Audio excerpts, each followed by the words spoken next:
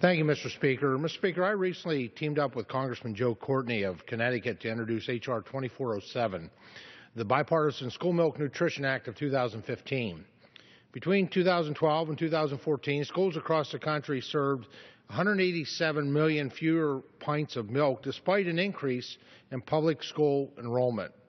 Mr. Speaker, this is an alarming statistic, considering milk is the #1 source of 9 essential nutrients in young Americans' diets and provides many significant health benefits.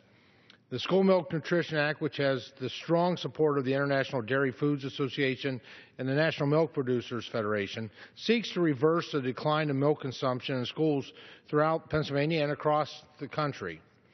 To help achieve this goal, the bill would reaffirm the requirement that milk is offered with each meal, and also give schools the option of offering low-fat flavored milk rather than only fat-free.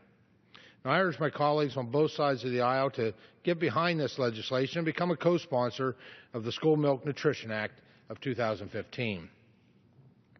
Mr. Speaker, with this past week being celebrating and remembering Memorial Day just passed, it is important that we continue to remember and honor our fallen soldiers and the new generation of heroes that equally deserve our respect, our gratitude, and the promise of continued support.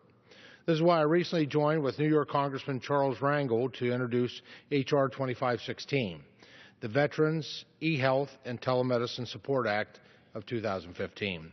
This bipartisan legislation would allow Veterans Affairs health professionals, including contractors, to practice telemedicine across state borders if they are qualified and practice within the scope of their authorized federal duties.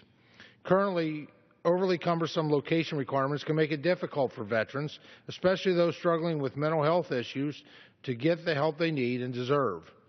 Mr. Speaker, under current law, the VA can only waive the state license requirement for treatment if both the physician and the patient are located in a federally owned facility. The Veterans E-Health and Telemedicine Support Act of 2015 removes these barriers and allows the VA to provide treatment through physicians free of this restriction. Veterans will no longer be required to travel to a VA facility, but rather can receive telemedicine treatment from anywhere, including their home or a community center. Mr. Speaker, these brave men and women put so much on the line each and every day in service to our country that when they return home, it is our shared duty to be there for these heroes by making life-saving resources readily available.